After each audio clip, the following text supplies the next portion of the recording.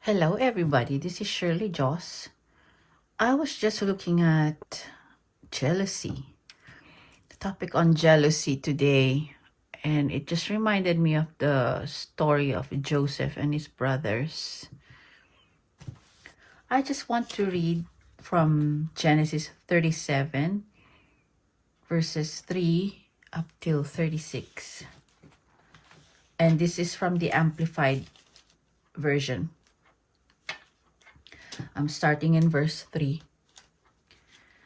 Now, Israel loved Joseph more than all his children because he was the son of his old age, and he made him a distinctive long tunic with sleeves.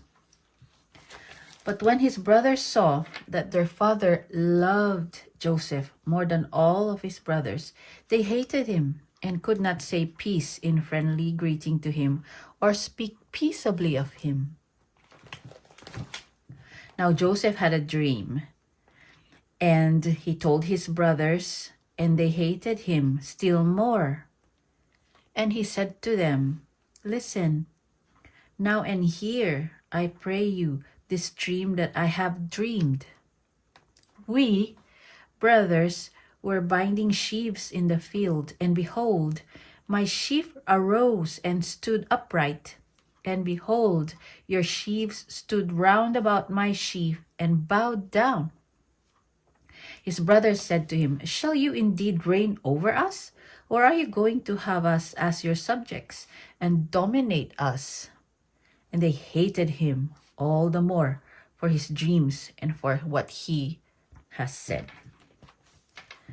But Joseph dreamed yet another dream and told it to his brothers also. He said, "See here, I have dreamed again, and behold, this time not only 11 stars, but also the sun and the moon bowed down and did reverence to me." And he told it to his father as well as his brethren. But his father rebuked him and said to him, "What is the meaning of this dream that you have dreamed?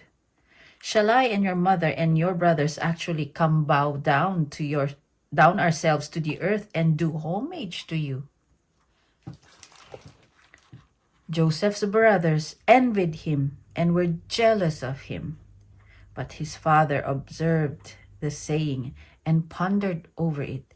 Joseph's brothers went to shepherd and feed their father's flock near Shechem. One day Israel said to Joseph, "Do not your brothers shepherd my flock at Shechem? Come, and I will send you to them." And he said, "Here I am." And Jacob said to him, "Go, I pray you, see whether everything is all right with your brothers and with the flock. Then come back and bring me word." So he sent him out of the Hebron valley, and he came to Shechem. And a certain man found him, and behold, he has lost his way and was wandering in the open country. The man asked him, "What are you trying to find?" And he said, "I am looking for my brothers. Tell me, I pray you, where are they pasturing our flocks?"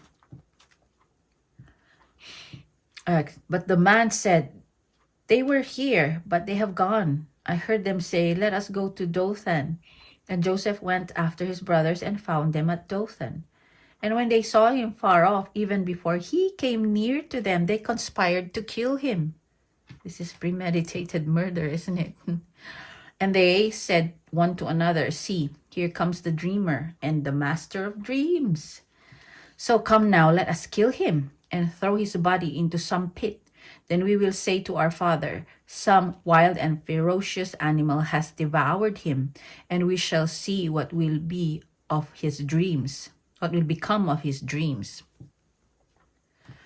Now Reuben heard it, and he delivered him out of their hands by saying, "Let us not kill him." And Reuben said to them, "Shed no blood, but cast him into this pit or well that is out here in the wilderness, and lay no hand on him." He was trying to get Joseph out of their hands in order to rescue him and deliver him again to his father. When Joseph had come to his brothers, they stripped him of his distinctive long garment, which he was wearing. Then they took him and cast him into the well-like pit, which was empty. There was no water in it. Now I'm going to verse 35. Then they sat down to eat their lunch. When they looked up, behold, they saw a caravan of Ishmaelites. They even ate their lunch without even a thought of their baby brother. When they looked up, behold, they saw a caravan of Ishmaelites, mixed Arabians, coming from Gilead with their camels, bearing gum of the styrax tree, balm, balsam, and myrrh or ladanum, going on their way to carry them down to Egypt. And Judah said to his brothers, "What do we gain if we slay our brother and conceal his blood? Come, let us sell him to the Ishmaelites and Midianites, these mixed Arabians who are approaching, and let not our hand be upon him, for he is our brother and our flesh." And he and his brothers consented. Then as the Midianite and Ishmaelite merchants were passing by, the brothers pulled Joseph up and lifted him out of the well, and they sold him for 20 pieces of silver. Wow.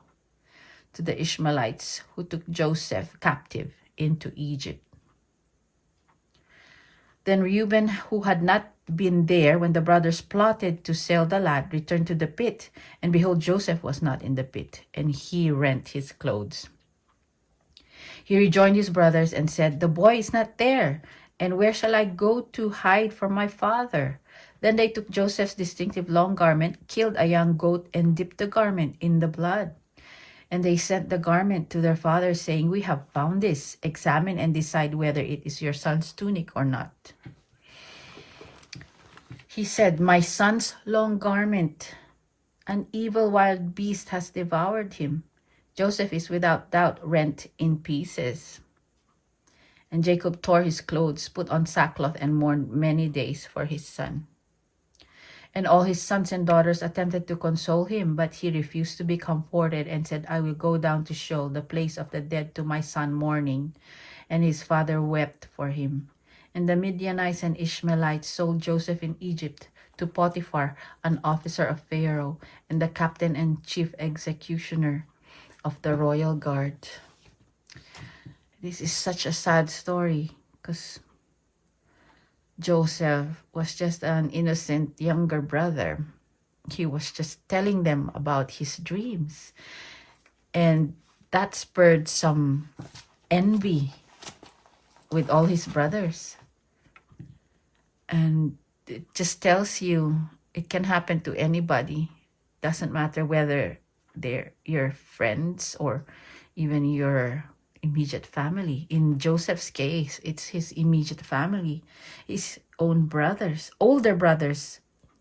He was the baby. They were supposed to be looking out for him because he's the youngest brother. But here they are, plotted to kill him just because of, what was it called?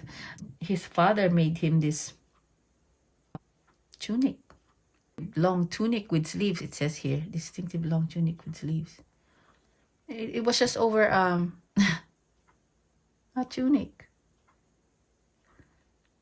And they didn't even think. After they threw him in the pit, they had the audacity to take lunch. They ate. They just didn't care that their baby brother was in the pit. They threw him there. They didn't even think, maybe we shouldn't. Maybe we should just get him back and apologize to him. They just never thought of that. And then they just decided to throw him in the pit. And they really wanted to murder him. If not for Reuben, who tried to stop them from killing him, he would have died. But the Lord had his hand on Joseph, obviously, because God has a plan for Joseph. And no matter what's happened to him, although he was thrown into the pit and then sold into slavery, the Lord turned this around for him. And then his destiny was fulfilled in the end. And his dream has come to fruition in the end anyway. But this envy, it kills and it takes over a person. to the point where they want to kill even their own flesh and blood. And these days, so much of this is happening. It's not a new thing. It's been happening since the beginning of time. Like we can see with Joseph. I mean, on the part of his father, he was very obvious with his favoritism on Joseph over all his older sons. And I was wondering, what if he didn't show too much favoritism on Joseph or special treatment on Joseph? Would the brothers have been jealous of him or envious of him? As a mother and a parent, I think it's a big challenge and something to think about when we treat our children. And sometimes, probably a lot of parents, sometimes we don't even notice if we are like what happened here. He never noticed that he had favoritism on Joseph above his other sons. Can you imagine? He just let them work the land in heavy manual labor. With Joseph, he didn't want Joseph to do that because he was teaching him how to read Egyptian. He was educating him. And it was very obvious, really, that Joseph was his favorite. His brothers, it's just so unthinkable that they could actually plot to kill him. And they never really thought twice. They wanted to kill him. But Reuben tried to stop it. And he attempted to try and rescue him, only to find out he wasn't there anymore because the brothers sold him into slavery to these Arabians, mixed Arabians, it says, coming from Gilead with their camels. A lot of stories all around the globe about families killing each other, parents killing their children, or vice versa. And in this case, it's envy against Joseph from his brothers. It's very hard these days to even comprehend how the father felt when he found out that his son is gone. And all he could think of is he was eaten by wild animals, or anything could be going on in his mind, up to the point where he said he will go down to Sheol, place of the dead, because he mourned it so much it broke his heart. And he mourned over it. This is a very hard situation for Jacob. He carried this in his heart, I'm sure, for years and years and years. And the brothers too, they will probably have been tormented in their conscience, realizing what they've done to their own brother. And he's the youngest. He's their baby brother. If you're an older brother, you tend to be at least more protective of your younger siblings. But they didn't really think about that. They were just so blinded with envy that they plotted to kill him. And it was premeditated murder. If he would have been killed, it would have been premeditated murder. Right now, during our times, stories that have surfaced that I have seen. This lady, Shanquella Robinson,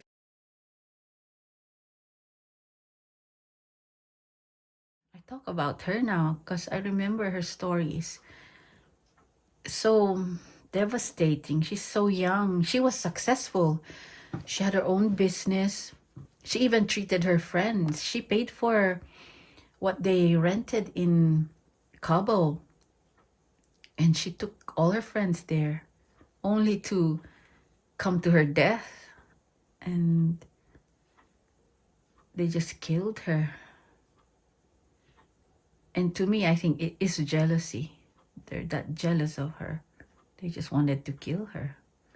But they pretended as her friends.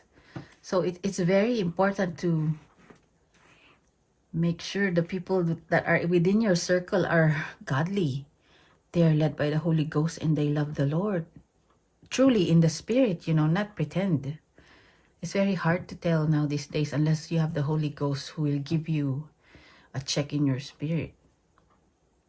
But she had no clue that that was her last moments in the hands of her friends. And I don't know if anyone's been arrested yet, but that was a heartbreaking story. And it's no different from Joseph's story here. The only thing is Joseph was vindicated by God in the end. Because in the end, his brothers went to him. They didn't know it was him. And they actually bowed down to him.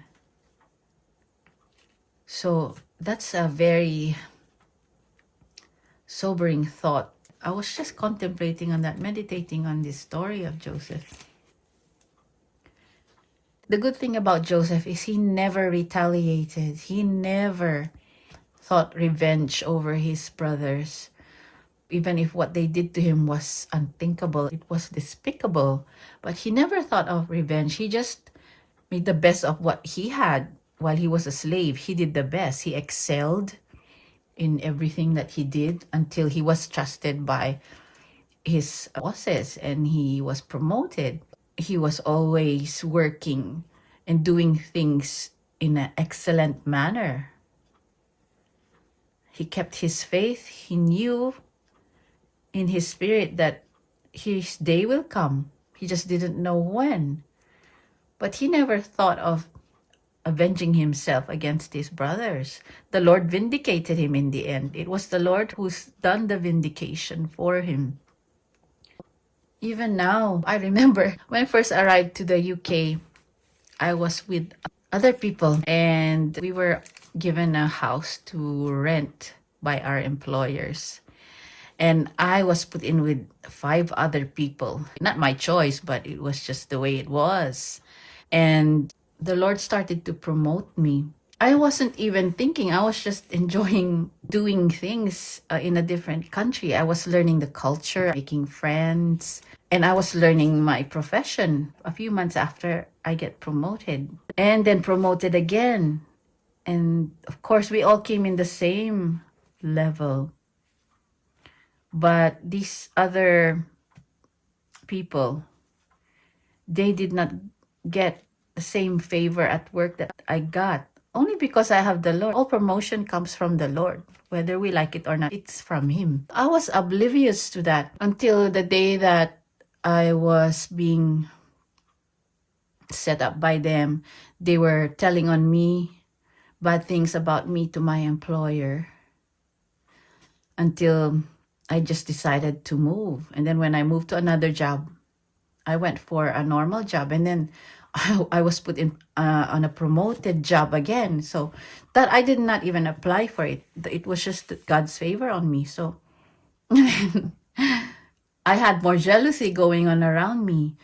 But I always just prayed. I just asked the Lord to give me wisdom so that I will not fall on the traps, if there are traps. The Lord was I was very cautious, and the Lord was leading me, so nothing happened.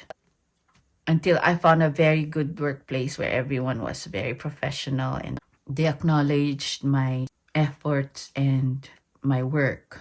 So I just stayed like that. I was grateful to the Lord. I just did my work, made sure everything was excellent. And the rest, the Lord just dealt with it for me. I never really had to think about avenging myself. There was one time this mean girl where I was heading up a very good position. She hated me for some reason. I didn't do anything to her. So every day she was mean to me. And then one day, apparently she was watching TV and lightning struck her antenna and it fried her TV right in front of her.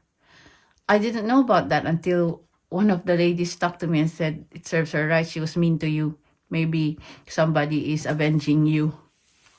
against her. I said, well, I don't even think about her. I said, as soon as I finish work, I just do my own thing. I don't think of those things. Even if they're mean to me, I just shrug it off my shoulders and carry on.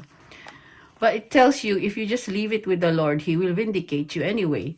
So all you need to do is move on, do what you're told to do by the Lord. Just obey Him and just carry on. And it's like Joseph. That's why I love his story, because this is why it gives me encouragement. This story of his, I always go back to it. And I have been back to it before when I was going through all of that foolishness and garbage. But then the Lord just promoted me and promoted me. He gave me the best jobs, the best employers, and I had no trouble. To me, it just reinforced in me that I should never really think about revenge, although I was tempted because they were so mean. I just left it, and the Lord just vindicated me. So anyway, this is what I thought I would share with you. I hope this has inspired you. Be grateful for what the Lord has given to you. You have your own gifts and talents. You have your own inclinations. You have your own special abilities that the Lord has bestowed upon you. Make use of them and never ever compare yourself with others, because that is very unwise. If you have to compare, just compare your work against your own work and see if you are progressing, or if you need to study more, or if you need to improve more. Just do that, but do not ever compare yourselves against other people. Okay, just be grateful because you are gifted. The Lord has given you a special calling in your life. You just need to find that out. You need to find it. You need to find it. That's all. So anyway, I hope you're encouraged. Thanks again for watching. This is Shirley Joss signing off.